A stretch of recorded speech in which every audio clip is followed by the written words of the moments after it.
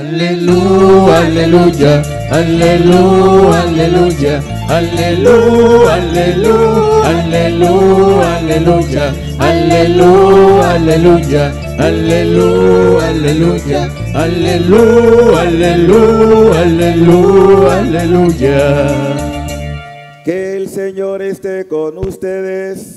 Y con tu espíritu. Lectura del Santo Evangelio según San Marcos.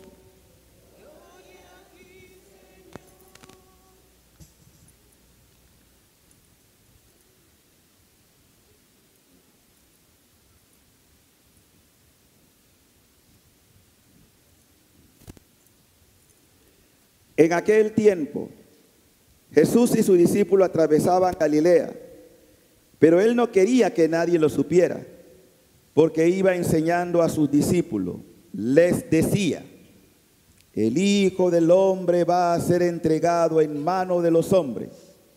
Le darán muerte, y 3 días después de muerto, resucitará. Pero ellos no entendían aquellas palabras y tenían miedo de pedir explicaciones. Llegaron a Cafarnaúm, y una vez en casa le preguntó: ¿de qué discutían por el camino? Pero ellos se quedaron callados, porque en el camino habían discutido sobre quién de ellos era el más importante. Entonces Jesús se sentó, llamó a los 12 y les dijo: si alguno quiere ser el primero, que sea el último de todos y el servidor de todos. Después, tomando a un niño, lo puso en medio de ellos, lo abrazó y les dijo: el que reciba en mi nombre a uno de estos niños, a mí me recibe. Y el que me recibe a mí, no me recibe a mí, sino a aquel que me ha enviado. Palabra del Señor. Gloria a ti, Señor Jesús. El Evangelio se perdone nuestros pecados.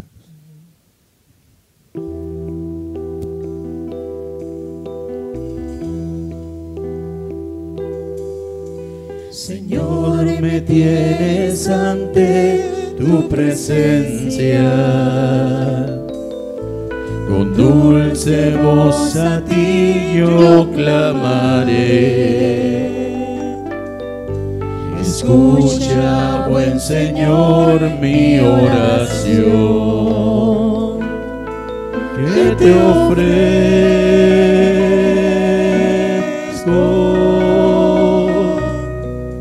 En ti me gozaré, Señor Jesús. A ti mi vida entera rendiré. Tu gloria y tu poder me alegrarán para siempre.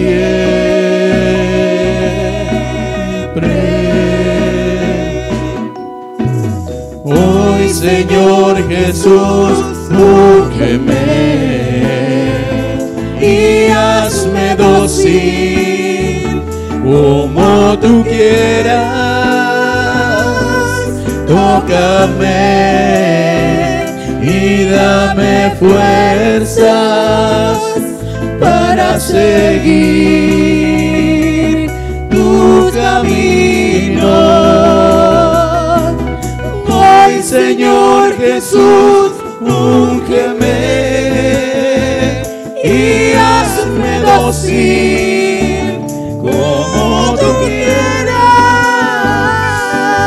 Tócame y dame fuerzas para seguir tu camino.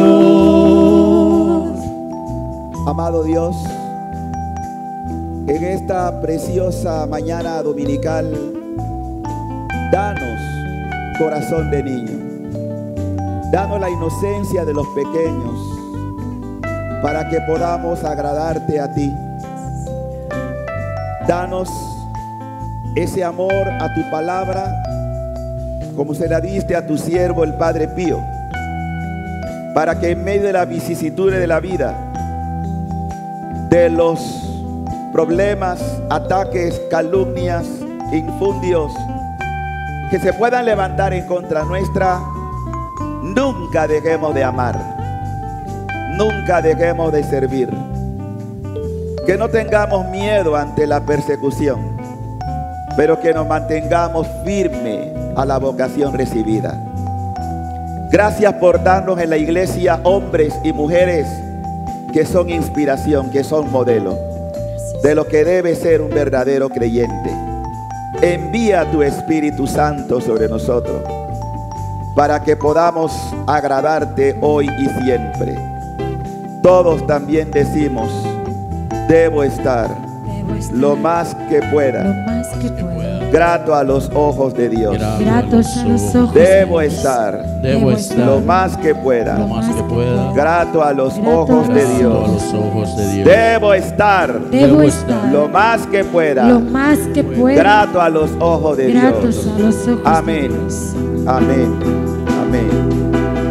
Hoy, Señor Jesús, úngeme y hazme dócil como tú quieras, como tú quieras. Tócame y dame fuerzas para seguir tus caminos. Hoy, Señor Jesús, úngeme y hazme dócil como tú quieras. Tócame y dame fuerzas para seguir tu camino. nos sellamos con la preciosa sangre en el nombre del Padre, del Hijo y del Espíritu Santo. Amén. Si alguno quiere ser el primero, que sea el último de todos y el servidor de todos. Definitivamente, queridos hermanos, que el creyente y el que sigue el Evangelio va contracorriente, porque este no es el lenguaje del mundo. A nosotros no nos preparan para ocupar los últimos puestos e ir atrás. El mundo en que nos movemos es un mundo de intereses, en donde los que ocupan los primeros puestos, los que están en el primer lugar, son los que triunfan. En el orden de Dios eso no camina para nada así. Es todo lo contrario. ¿Tú quieres ser primero? A la cola. A la cola. ¿Por qué a la cola? Porque Dios quiere que seamos humildes. Pero eso no se improvisa. Ese es un proceso. Y un proceso doloroso. Cuando este año me percaté de que iba a coincidir dos acontecimientos en uno con respecto a un hombre que Dios suscitó para estos tiempos como un modelo para toda la iglesia. Me llamó la atención que en medio de una crisis, porque hay que llamarlo de esta manera, dolorosa, crisis dolorosa que está viviendo la Iglesia Católica actualmente, y que no es nueva, ojo, no es nueva. La Iglesia siempre ha estado y ha existido en medio de situaciones críticas. Y cuando yo empiece a desarrollar lo que he preparado para ustedes, quizás se queden con la boca abierta, porque nada es nuevo bajo el sol. Lo que pasa es que como nosotros somos protagonistas, como estamos viviéndolo ahora, y en un sentido más general, cuando digo más general, porque hoy obviamente los medios de comunicación, las redes sociales, como que nos aportan cosas que antes quizás las sabíamos después de 20 o 30 años. Todo hoy es en el acto inmediato. Pero, repito, no es nuevo. Antes de empezar a desarrollar esto, quiero recordarle algo muy importante. Ustedes recuerdan que Jesús, un día, los discípulos vieron que había crecido en medio del trigo cizaña, ¿no? En una parábola, y le dicen: Señor, ¿quieres que separemos el trigo de la cizaña? Ustedes recuerdan la respuesta de Jesús. ¿Qué dijo? Que crezcan juntas. Y al final, Él separará trigo de cizaña. Pero esa tarea ni te corresponde a ti ni me corresponde a mí. Es un misterio cómo Dios quiere que se conjugue lo bueno y lo malo. Es un misterio. Pero yo no soy quien para decir quién es bueno y quién es malo. Eso le toca a Dios. El problema es que nosotros, los seres humanos, nos hemos constituido en jueces. Y vamos diciendo quién es bueno, quién es malo, declaramos, incluso a los buenos lo hacemos malo y a los malos a veces los pintamos como buenos. Nuestros juicios, por más que pensemos que son buenos, no necesariamente corresponde al juicio de Dios. Y en el cielo, siempre he dicho, veremos sorpresa. Y hoy también en esta reflexión vamos a ver sorpresa. He querido iniciar así porque mucha gente censura a la iglesia porque no la conoce. Hay que entender que la iglesia es un hospital, como lo define el Papa Francisco. ¿Y en un hospital qué hay? Gente enferma. No van a gente buena. Gente enferma. En estos días que celebrábamos el 21 de septiembre, la fiesta ¿de quién? Del apóstol San Mateo. ¿Qué dice Jesús cuando se escandalizan de que Jesús había llegado a la casa de un pecador? He venido por los pecadores. ¿Qué sería si ustedes me vieran en un prostíbulo? ¡Ay, el padre en prostíbulo! No van a pensar que yo estoy evangelizando allí, ¿verdad? Así somos los seres humanos. Pero a Jesús le resbalaba lo que pensaran los demás. Porque no está condicionado a los juicios humanos. En estos días temprano que venía para acá, al hacer la misa a las hermanas, a veces tengo que parar en la gasolinera y me encontré con un grupo de muchachos, ¿no? Que muchas veces salen del trabajo y van a libar en la gasolinera y se ponen. Y yo me veía retratado en ese espejo, porque uno en algún momento también vivió eso, ¿no? Entonces es que cuando uno siente la compasión de decir, si conocieran lo que Dios quiere que conozcamos, no estaríamos, tú sales de tu trabajo, vete a tu casa a descansar. ¿Qué sabes tú si libando licor te puedes accidentar y después decir, ay, ¿por qué me pasó esto? No. Miren, queridos hermanos, Dios nos presenta lo que estamos viendo hoy en la iglesia, un modelo, el Padre Pío.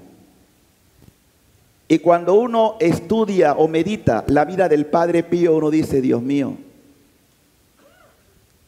qué grande es tu amor por las criaturas. Porque todo evangelizador, todo testigo de Dios, si va a ser santo, tiene que unirse a la cruz. Tiene que padecer. He repetido cientos de veces que no hay gloria sin cruz. Y el que se dispone a servir a Cristo, prepárese para la prueba. Prepárese para la cruz. Prepárese para los ataques. Prepárese para la calumnia. Prepárese para el bombardeo. Eso es inevitable. Pero lejos de acobardarnos, porque ese puede ser una tentación del demonio, que cuando esté en medio de la batalla o del conflicto, de los ataques, uno se rinda. Y yo le dije, me voy, no puedo más. ¿Qué es lo que le gustaría al demonio que hiciéramos? Recuerden que su trabajo es siempre tentar y desanimar. Y si hay una persona que en su vida mortal, fuera de Cristo y de la Madre, vivieron un asedio constante del enemigo, se llama Padre Pío. Lo vivió en carne propia. le reventaba la vida muchas veces, lo tiraba en el suelo. En la madrugada ese hombre aparecía todo golpeado por el maligno. Pero ¿quién es realmente el Padre Pío?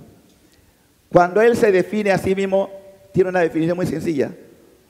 Un fraile que ora, esa es su definición. Un monje, un fraile que ora.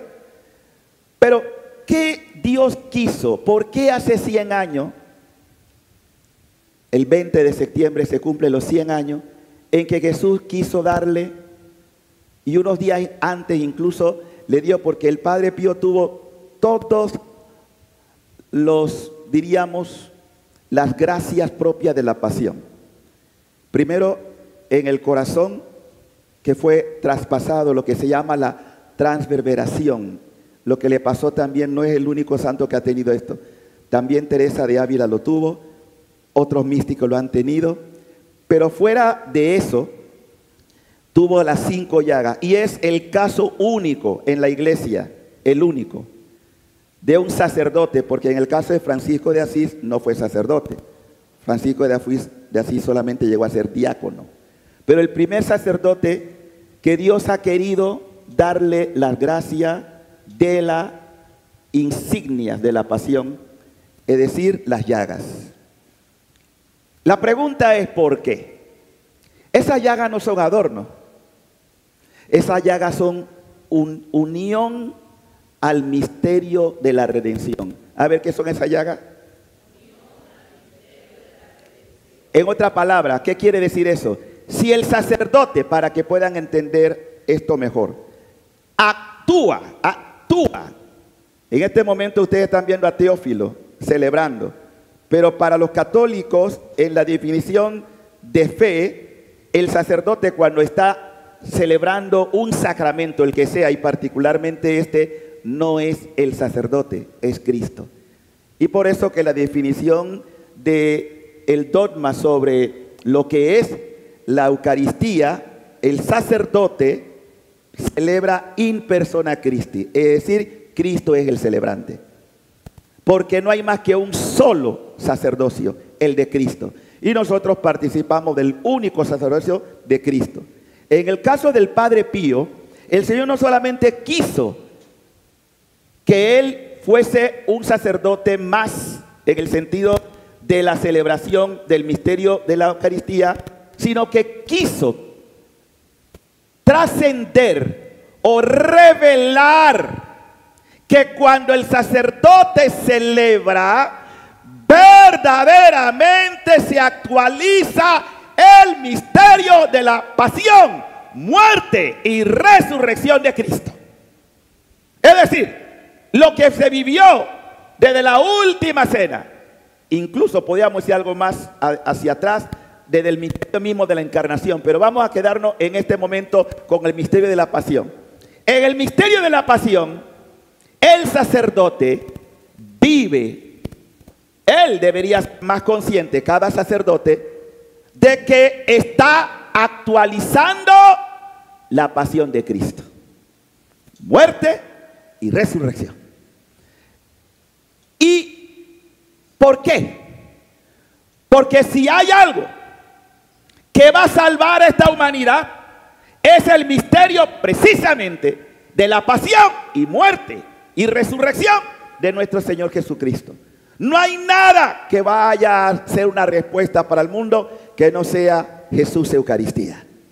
Y ese misterio de Jesús Eucaristía se lo quiso presentar a un sacerdote que tenía que pasar lo mismo que Jesús pasó, que tenía que ser acusado lo mismo que Jesús fue acusado, que tenía que ser maltratado lo mismo que Jesús fue maltratado, y todo lo que pudiéramos decir, porque él se identifica plenamente con el misterio de la pasión. ¿Por qué lo elige Dios?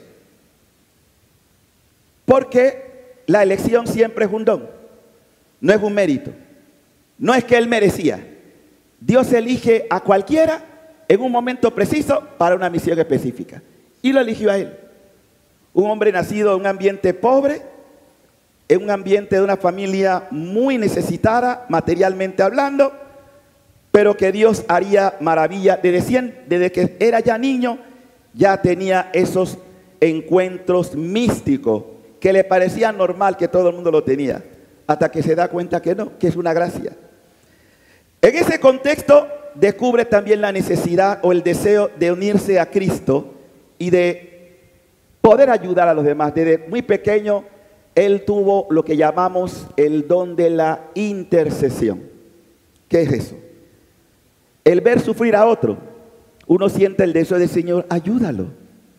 Y el Señor se valió de ese don para que otros recibieran bendiciones. Yo quiero decirles a ustedes hoy, hermanos, que si ustedes se abren de corazón, yo les aseguro hoy que ustedes van a recibir gracia del cielo en este día. Pero que estén atentos, porque en la comunión de los santos, que a mí me encanta este misterio, yo creo firmemente que Dios, cuando ve un corazón que cree y se abre, recibe favores. Y el Padre Pío dijo que una vez que él pasara el cielo, su intercesión sería mayor que lo que fue en la tierra. O sea que si ya en la tierra él era un intercesor, cuánto más ahora que está en el cielo. Pero vamos ahora al texto bíblico, porque esta es la introducción y ustedes tienen paciencia hoy, ¿verdad? No sabemos a qué hora vamos a terminar esto, pero aguantar. Ya saben que cuando vienen a Ciudad hay que venir a ¿qué? ¿Saben lo que significa eso? Tiempo extra. La bola pica y se extiende. ¿Ya están preparados? Bueno, entonces vamos a empezar con los textos bíblicos, porque nada puede tener sentido sino a la luz de la palabra. Miren, cuando yo vi que los textos de hoy, Dios lo había, porque es que la liturgia es hermosa, y los textos todos, no hemos tenido que buscar nada fuera de lo que es la lectura propia del domingo. Y más clara no podían estar. La primera lectura está tomada del libro de la sabiduría. Ese libro se aplica mucho también a la pasión de nuestro Señor, pero también a la pasión de todos aquellos que de alguna manera quieren ser justos, es decir, quieren ser buenos. Cuando tú te decides a ser bueno, prepárate. Dígale que estás a su lado. Si decides a ser buena, si bueno, prepárate. Dígaselo, tiene que saberlo. Prepárate. ¿Sí? Porque no todo el mundo te va a aplaudir. Y este es el problema, que cuando tú lo que buscas es halago y complacencia, tienes el peligro de vivir una doble vida, es decir, una apariencia, pero en realidad ese no eres tú. Dios no nos llama a vivir de apariencia, nos llama a caminar en la verdad. En este libro de la sabiduría se nos dice, a ver, ¿alguien quiere leerlo en voz alta para todos? Capítulo 2, versículo 12, libro de la sabiduría, ¿lo tiene alguien allí? A ver, ¿lo tienes allí? A ver, ¿quién lo tiene? Allá. Vamos a escuchar para familiarizarnos una vez más con la lectura, porque la palabra de Dios es viva y eficaz. ¿Qué dicen los malvados, los que quieren ser buenos? A ver. Pongamos trampas al justo, que nos fastidia y Sí. se opone a nuestras acciones. Nos echa en cara nuestros delitos y reprende nuestros pecados de juventud. Presume de conocer a Dios y se presenta como hijo del Señor. Es un reproche contra nuestras convicciones y su sola aparición nos resulta insoportable. Hasta ahí, vamos a darle. Palabra Hasta de ahí. Dios. Miren, cuando tú te decides a ser una persona buena, prepárate porque van a salir tus enemigos. Porque hay gente que no le gusta ver bien a otro. Y como no le gusta ver bien a otro, o que una persona se porte bien, ordenadamente, va a buscar siempre cómo incordiar, es decir, envenenar, es decir, amenazar, es decir, ofender a esa persona. Eso le pasó a Jesús. Si yo intento vivir como Dios manda, habrá quien me van a censurar. ¿Y quiénes son los que censuran? ¿Quién es el que ataca al otro? ¿Ah? El malvado. Pero el malvado, ¿por qué lo hace? ¿Por qué el malvado critica al que se quiere portar bien? ¿Le recuerda lo que está haciendo mal? Yo no tengo que decirte a ti cómo tienes que comportarte. A veces tu propio comportamiento cuestiona al otro.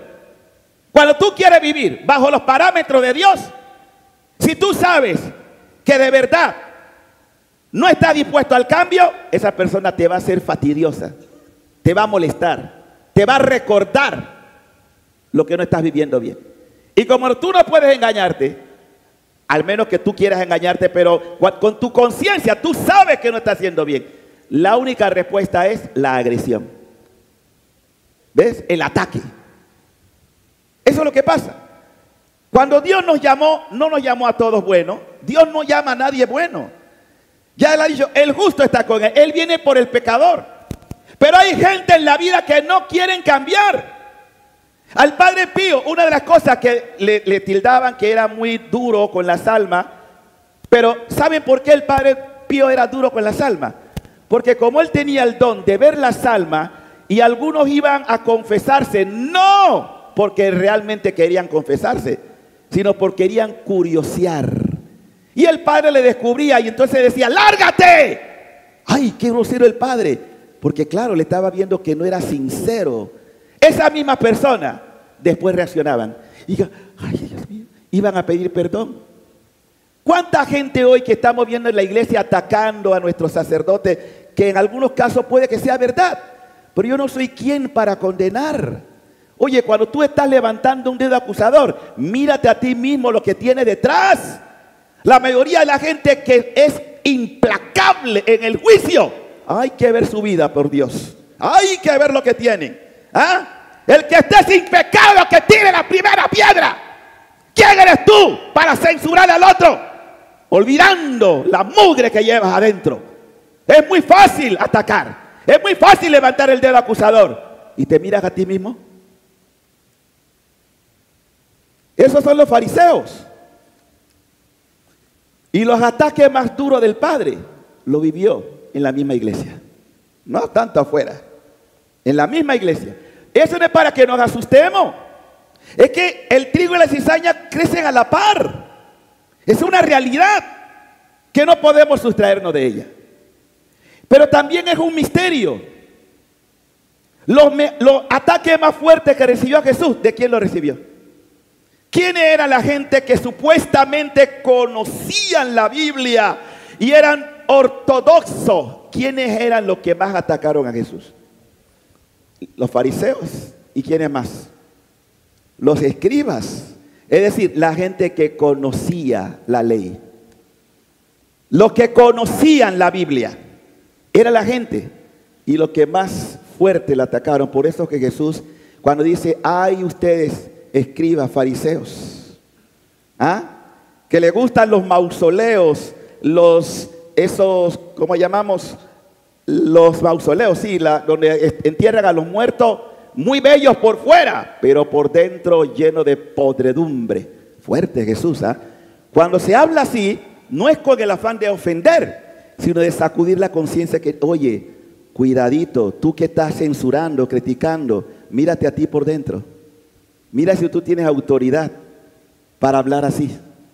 Y sigue diciendo el texto, por eso dice, tendamos una trampa al justo. Vamos a ver. Veremos si es cierto lo que dice. Vamos a ver qué le pasa en su muerte. Si el justo es hijo de Dios, Él lo ayudará y lo librará de la mano de sus enemigos. Sometámoslo a la humillación. Miren, ustedes saben, el Padre Pío no era un gran teólogo. Él mismo se definía como una persona sencilla, orante. Y cuando el Señor le da el don de recibir los estigmas, ahí fue cuando peor se puso la cosa. ¿Saben lo que representó eso en su vida? Le prohíben celebrar por 10 años la misa. No podía celebrar la misa en público. Solo en privado. No puede confesar. ¿Y cuál era la acusación? Él se había autoflagelado esas llagas. Él mismo se las provocó. Que usaba unos perfumes. Ahora vamos a ver algunos detalles históricos. Que no es para que uno, no. Sino para que entendamos que aún dentro de la misma iglesia existen pugnas entre unos y otros. Cuando uno mira, por ejemplo, la pelea bíblica entre Pedro y Pablo. ¿Se acuerdan? ¿Cuál era el problema? La circuncisión. Pedro se oponía porque decía que los judíos, que los paganos, antes de ser cristianos, tenían que judaizarse, es decir, hacerse judíos y después hacerse cristianos. Y Pablo dice, no compliquemos a la gente. Entonces, para que vean que diferencias humanas puede haber entre santos, pero después terminan acordando que lo que vale es el criterio de Dios, no tu criterio humano. Yo puedo tener diferencia con un hermano, pero no es lo mío ni lo tuyo, es lo que el Señor después muestra dónde está la verdad. Porque como humanos no podemos equivocar. Y así en la historia de la iglesia ha habido también contraposiciones teológicas. Por ejemplo, San Agustín peleó con otro gran santo que vamos a celebrarlo a fin de este mes, San Jerónimo. Tenían pugnas diferentes. Entre los franciscanos y los dominicos habían encuentros muy fuertes sobre el tema, por ejemplo, de la Inmaculada Concepción de la Virgen. Hasta Duns Scoto, que el Señor le inspira esa tesis tan hermosa de la Inmaculada Concepción, pero para los dominicos no era así. Eso te lo digo porque eso es historia de la iglesia. Y cuando uno no conoce su iglesia, uno, ¡ay, qué escándalo! No. Lo que está pasando en la iglesia es algo que Dios está permitiendo para bien, no para mal. Porque escúchelo, lo he repetido, lo voy a seguir repitiendo. Esta iglesia católica nadie la va a destruir, porque es iglesia de Cristo. Es el cuerpo de Cristo. Por lo tal no va a desaparecer la iglesia, pero va a ser purificada, como ha sido purificado su maestro, y no porque tenía pecado, sino porque asumió el pecado nuestro para purificarnos, para limpiarnos y para ser una iglesia inmaculada. Entonces tenemos que el apóstol Santiago hoy en la segunda lectura nos dice, ¿de dónde viene la lucha? Vamos a ver la parte humana de todo este problema. Porque no es un problema realmente del espíritu, es un problema de la carne. ¿De dónde vienen las peleas? Y los conflictos entre ustedes. ¿A quién le está hablando Santiago? A ver, antes de continuar, ¿a quién le está hablando? ¿A quién le está hablando? A una comunidad cristiana, para que ustedes tampoco se sientan, aquí no está hablando una comunidad cristiana. ¿Y qué había en esa comunidad cristiana? Como lo hay también en cualquier iglesia. Ay, esa del coro que se cree. Y ese que tiene esa voz y fulana. Oye, nos damos duro entre nosotros mismos, ¿ah? Cómo nos censuramos, cómo nos criticamos. Pero no es nuevo esto. Acuérdense que el Señor va a separar después trigo de cizaña. Así que ubícate bien dónde estás. ¿Soy cizaña o soy trigo? Sigue diciendo Santiago, ¿de dónde viene la lucha y los conflictos entre ustedes? ¿No es acaso de las malas pasiones? Pregunta, ¿no hay mala pasión en ti? ¿No hay malos intereses en ti? Que siempre están en guerra dentro de ustedes, dentro de mí, conflictos. Personas que como hemos estado mirando en todos estos procesos que vivimos aquí en Ciudadela, ¿cuántas veces yo llevo una herida en mi corazón que a pesar que estoy caminando en la iglesia, no he sanado esa herida en mi corazón? Tengo un niño atormentado dentro de mí. Tengo una atadura de la cual, a pesar de que estoy caminando, aún no he todavía soltado, no he roto. Y que hay momentos en que en mi humanidad sale la ira. Pregúntate, ¿de dónde vienen esas pasiones? ¿Qué es lo que aún no te has perdonado de ti mismo? ¿Qué es lo que aún no has sanado que lleva en momentos muy particular que aflore lo que llama Pablo el hombre viejo?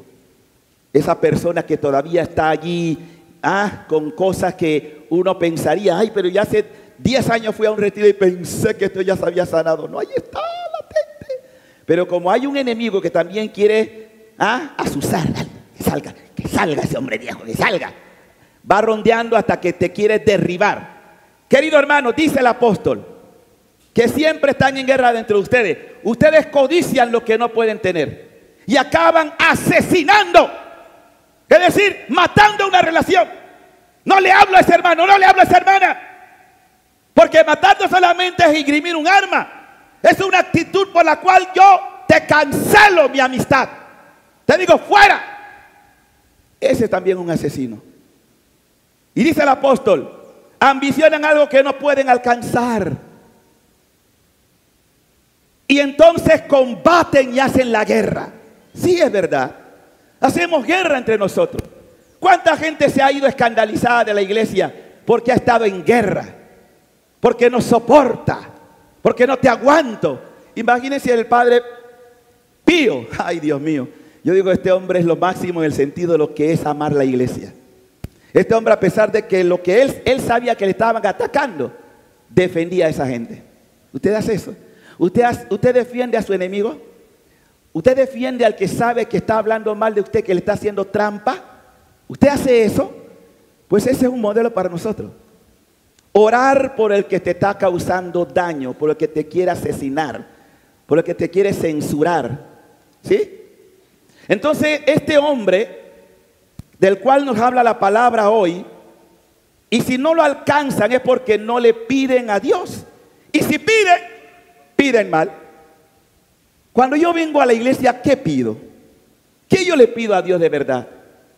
¿Solamente mi satisfacción personal? ¿Saben cuál es el mejor pedido que yo le puedo hacer a Dios? Que ya está consignado en una oración perfecta. ¿Cuál es la mejor petición que yo le puedo hacer a Dios? ¿Cuál es?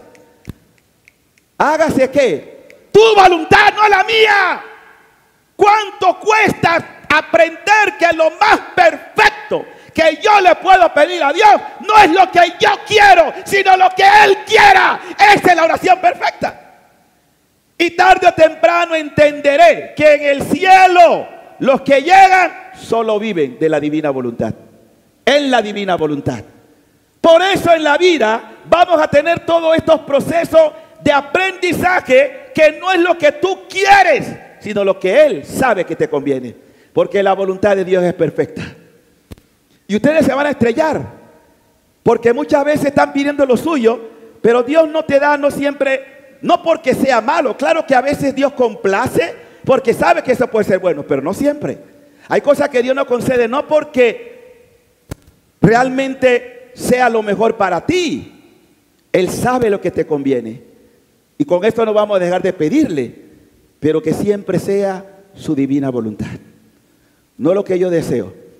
Siguiendo la estructura de la palabra, porque es la palabra, y por eso aquí el Señor inspiró al Padre Pío. Y si no alcanzan es porque no lo piden. Y si lo piden y no lo reciben es porque piden mal. ¿Para qué? Para satisfacer ¿qué?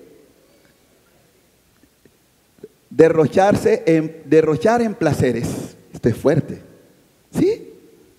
Yo he visto gente que Dios le ha favorecido con una gracia, pero esa gracia la derrocharon. La derrocharon. Vamos ahora a ver algunos aspectos de esta historia del Padre Pío, porque nos debe servir de inspiración y nos debe servir también como modelo para toda nuestra vida. Por eso yo creo que lo que está viviendo la iglesia, el Señor nos presenta un santo relativamente nuevo, no tiene mucho tiempo, 50 años, lo que ya tenemos 50 años, él murió en el 68, y 100 años en que recibió los estigmas. Pero hay historias que son fascinantes.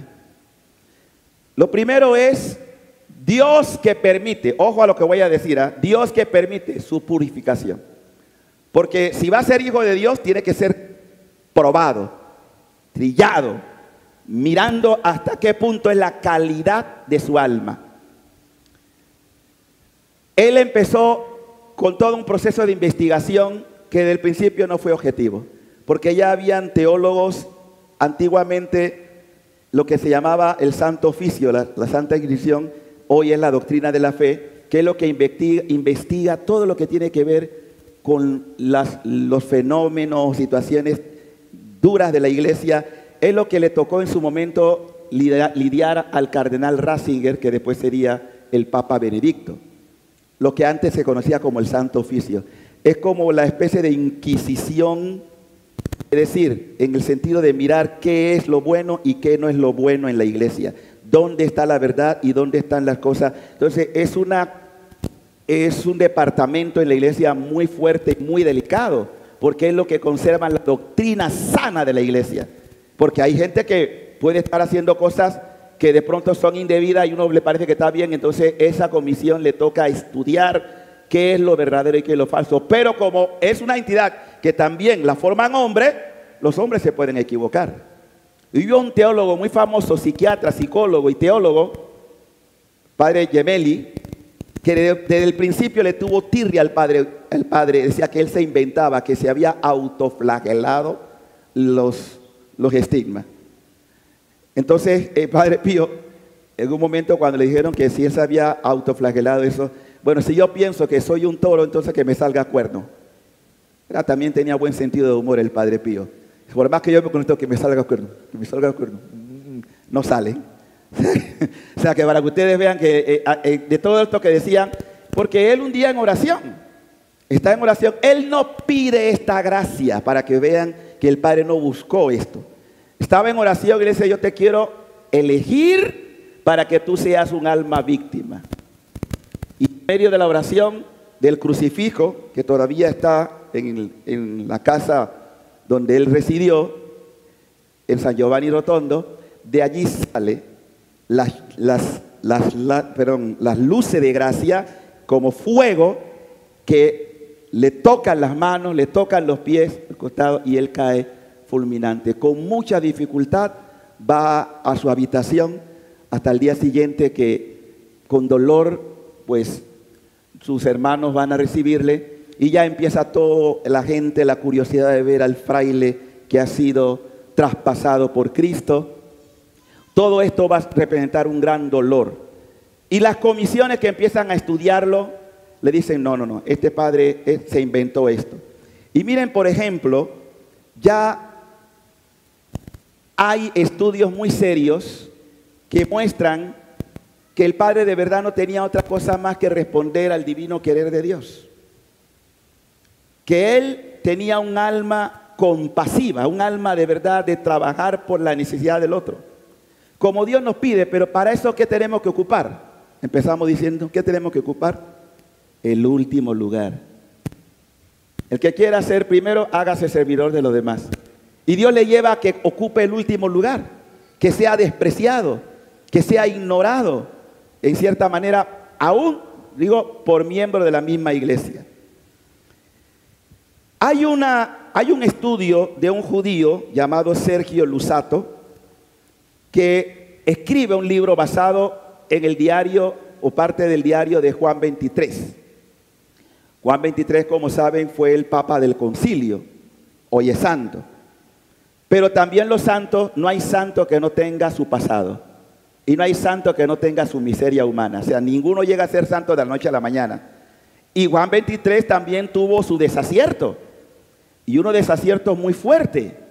Yo quiero leer parte del diario que se habla del padre, porque esto es público, en una cosa que es desconocida, en el diario de Juan 23, donde señala, miren la impresión, claro que era mal informado. Es un poco para que me entiendan lo que pasó hace poco con el Papa Francisco, que había defendido a un obispo que estaba en una situación de pedofilia, pero él tenía una información equivocada, porque los papas, como es normal, tienen asesores, tienen gente cercana, pero no siempre son gente recta. Como seres humanos también fallan. Y le habían vendido la idea de que este obispo estaba bien, que no tenía ningún problema, por eso cuando va a Chile, él lo defiende públicamente, pero la gente sabía que no, que llevaba doble vida. Cuando el Papa se da cuenta de que realmente ha metido un gol, él admite que se equivocó. Esa es la nobleza, esa es la grandeza de un hombre.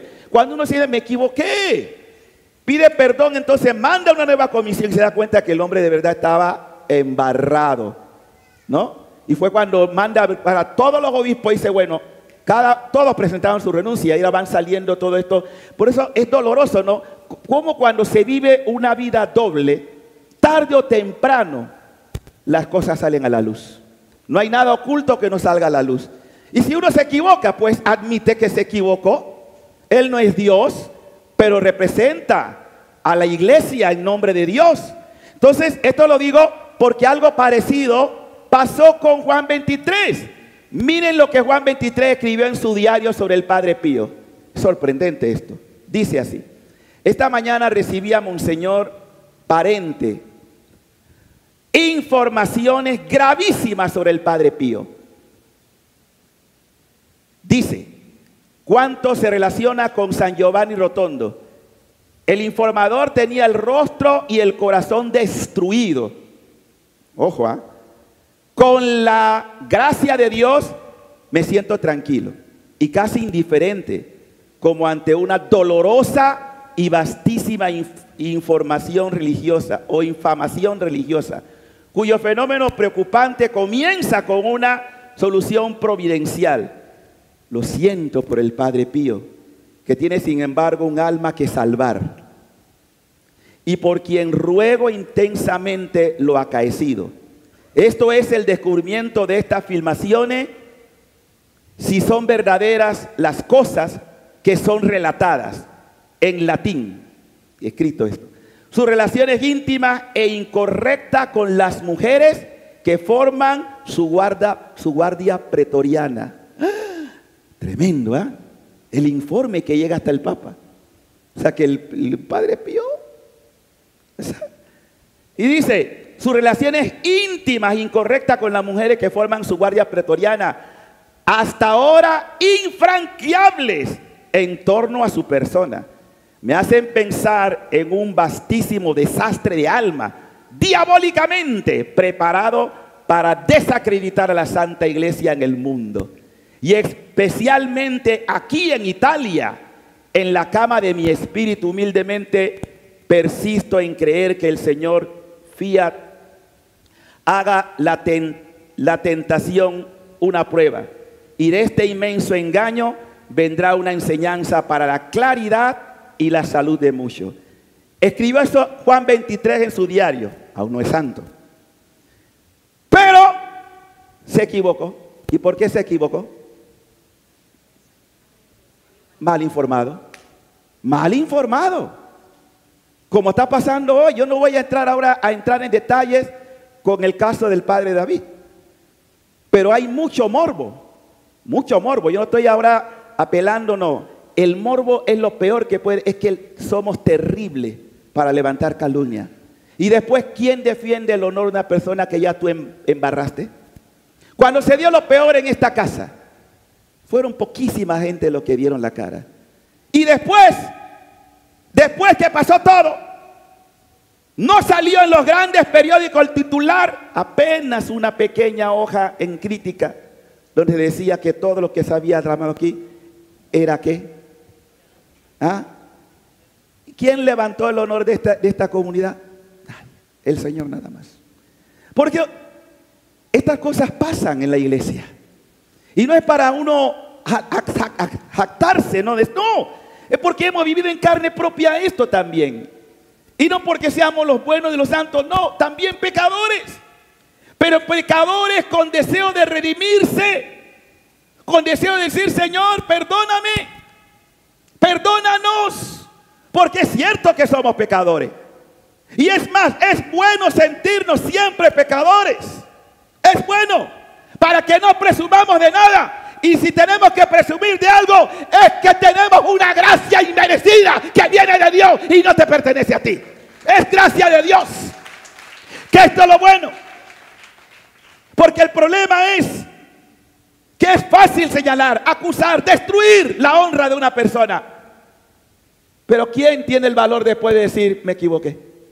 Lo siento, hablé de más.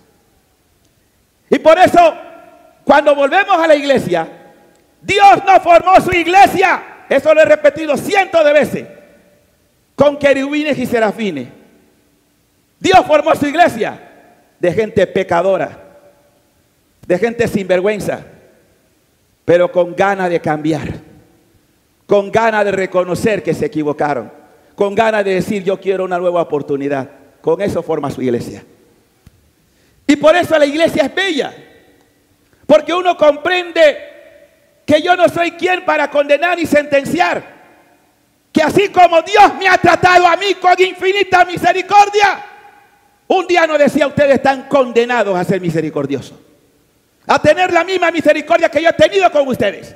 Y esto lo entendió el Padre Pío en carne propia. Porque cuando él recibe todo este ataque, prohibido confesar, prohibido celebrar la misa, ¿qué hizo el Papa? Perdón, ¿qué hizo el Padre Pío? No hizo lo que hizo Martín Lutero. Yo siempre he dicho que si Martín Lutero hubiera tenido la actitud del Padre Pío, nosotros los católicos pudiéramos hablar hoy de Martín Lutero, de San Martín Lutero, pero no podemos decirlo, porque la actitud no fue igual. Porque como era un gran teólogo, porque lo era, un hombre de muchas luces, y que tenía argumentos muy sólidos, buenos, pero ¿cuál fue su pecado? Un pecado que todavía impera y es la madre de los pecados. La soberbia. Oh, estoy diciendo esto. Acuérdense que era católico y sacerdote. La gran diferencia entre uno y otro.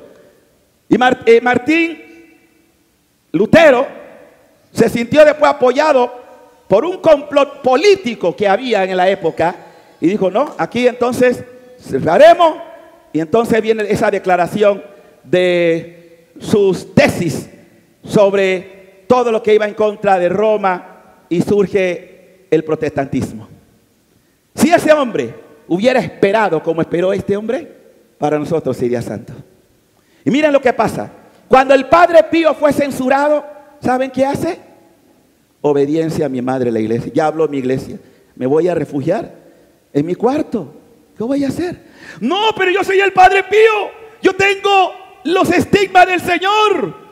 Soy el primer sacerdote que lo tengo. Ni siquiera lo tuvo Martín Lutero. Yo tengo el don de ver la conciencia de las almas. Dios me ha dado capacidad de hacer milagros. No soy nada. Soy un siervo que me... orando. Humildad. Tanta falta hace eso hoy en la iglesia. Humildad. Bájate. ¿Quieres ser el primero? Hasta el último. Eso nos enseña el Padre Pío. Ocupar el último lugar, que muchos no estamos de acuerdo con esa tesis. Muchos no la aceptan. Eso es lo que nos enseña.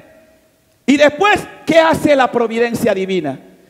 Esto, recuerden que Juan 23 murió antes que el Padre Pío.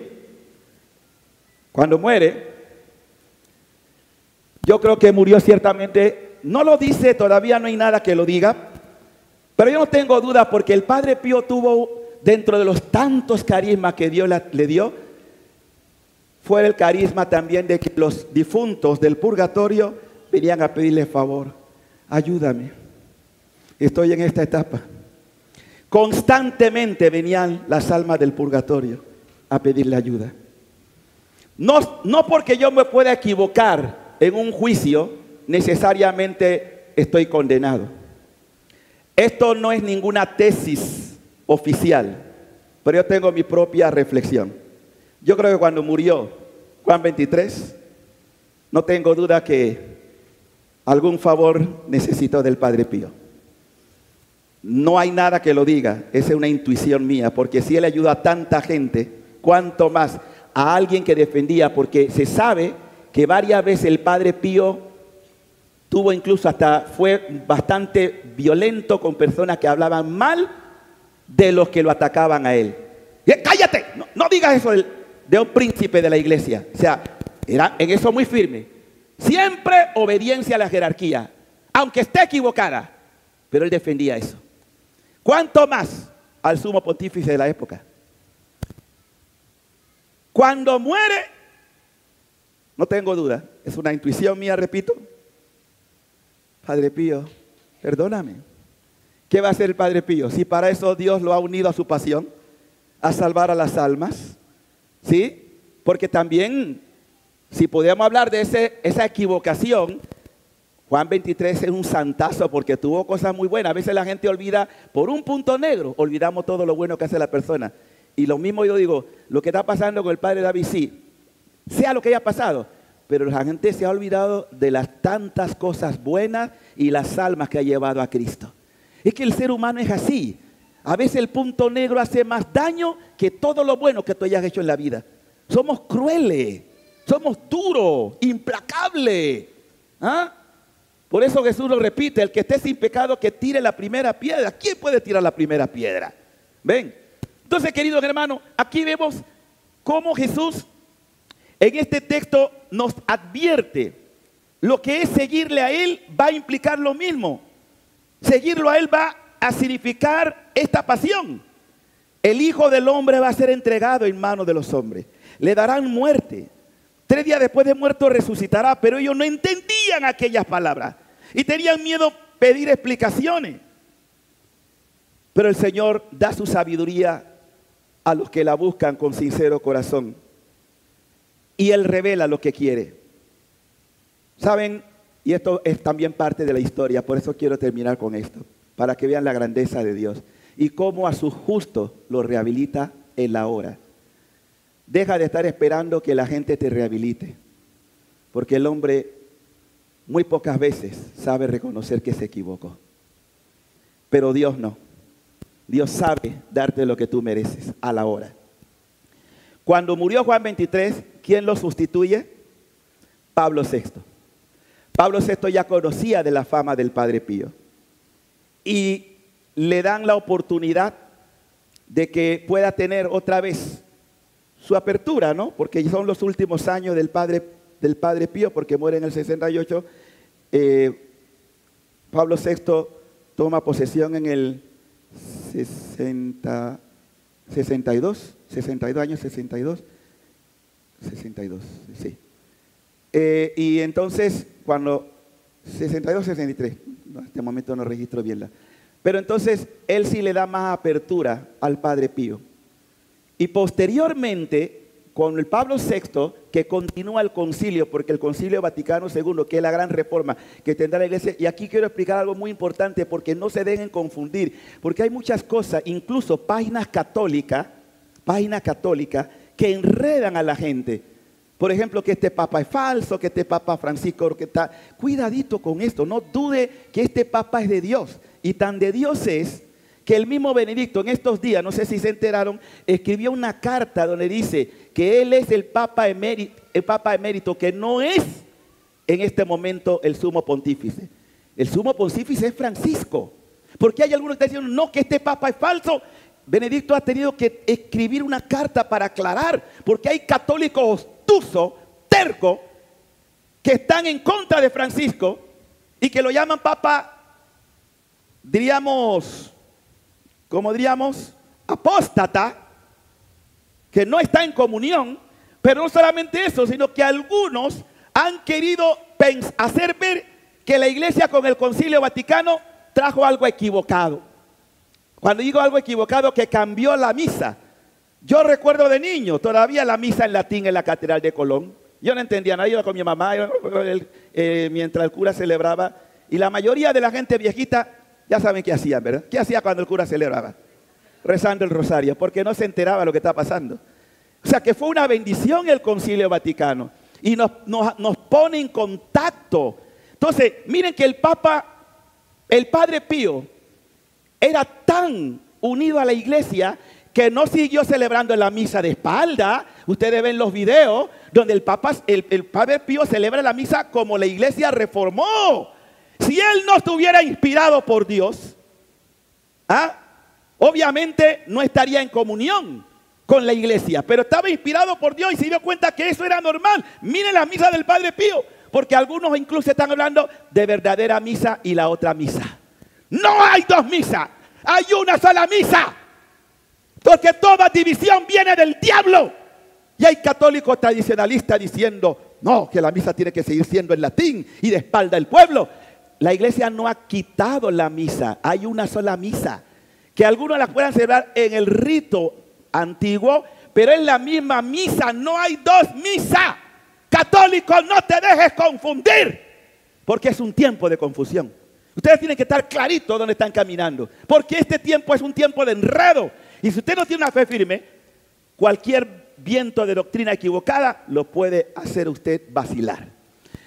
Otra cosa, cuando el pleno Concilio Vaticano II llega un cardenal de una tierra lejana que viene al concilio. Y ese cardenal, venido de tierra lejana, ya también había oído de la santidad de este padre. Y ese cardenal tenía una persona amiga muy querida. Y en uno de los recesos del concilio se va a conocer al Padre Pío y le pide el favor que interceda. El Padre Pío le toma la mano y dice, ¿cómo yo no puedo negarle el favor a uno? No puedo negarle el favor a su santidad. ¿Qué vio el Padre Pío en ese hombre? Ya estaba viendo que este hombre, que este obispo cardenal que había pedido un favor, ya estaba viendo en él al futuro Juan Pablo II. Aleluya. El mismo Papa. El mismo Papa que con la gracia de Dios canonizaría al Padre. Es que son la belleza. ¡Viva mi iglesia católica! ¡Viva mi madre la iglesia! Usted no tiene que buscar nada en otra iglesia, lo tiene todo aquí. Hermano, esa es la historia de la iglesia. Cómo Dios reivindica. ¿Qué sabía? Es más, el mismo Juan Pablo, cardenal Wojtyla, cuando llega, oiga, ¿cómo le fue allá con el Padre Pío? Ese cura es muy gracioso. Ese cura es muy gracioso. Y diciéndome su santidad, o sea, que lo vio como un chiste. Pero el Padre Pío no fue un chiste. Ya estaba mirando que después de Pablo VI vendría Juan Pablo I y que él sería el sucesor. Pues este mismo Papa es que es una maravilla. No solamente fue un favor, hay dos favores que recibió San Juan Pablo II del Padre Pío. Dos favores y los dos se lo concedió. Entonces, queridos hermanos, si esto es lo que llamamos la comunión de los santos, y ya dije antes que si esto ocurría en la tierra, imagínense ahora que está en el cielo. Ustedes que vinieron con necesidades, yo veo gente que está como con problemas, con preocupaciones. Hay algunos que están pasando una noche oscura. Yo les digo, miren, tranquilos. Yo quiero recordar algunas frases hermosas del Padre Pío, que hoy vale la pena que ustedes las tengan en consideración, porque a veces nosotros nos fastidiamos. Dice el Padre Pío entre sus pensamientos, digan conmigo, reza, ten fe y no te preocupes. Otra vez. Por tercera vez. Y sigue diciendo, la preocupación es inútil. Dios es misericordioso y escuchará tu oración. La oración es la mejor arma que tenemos. Es la llave del corazón de Dios. Qué cosa tan hermosa. La llave al corazón de Dios. Debes hablarle a Jesús, no solo con tus labios, sino con tu corazón. En realidad, en algunas ocasiones, debes hablarle solo con el corazón. Háblale con el corazón hoy. Él no va a hacer el milagro, lo va a hacer Jesús, pero es un gran intercesor. Pide con fe. Declara que tú vas a salir hoy de aquí con grandes bendiciones porque tú crees en la comunión de los santos. Y eso es doctrina de la Iglesia Católica.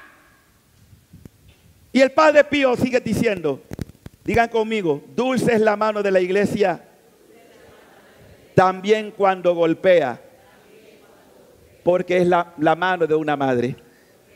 Qué belleza. A ver si nos aprendemos eso.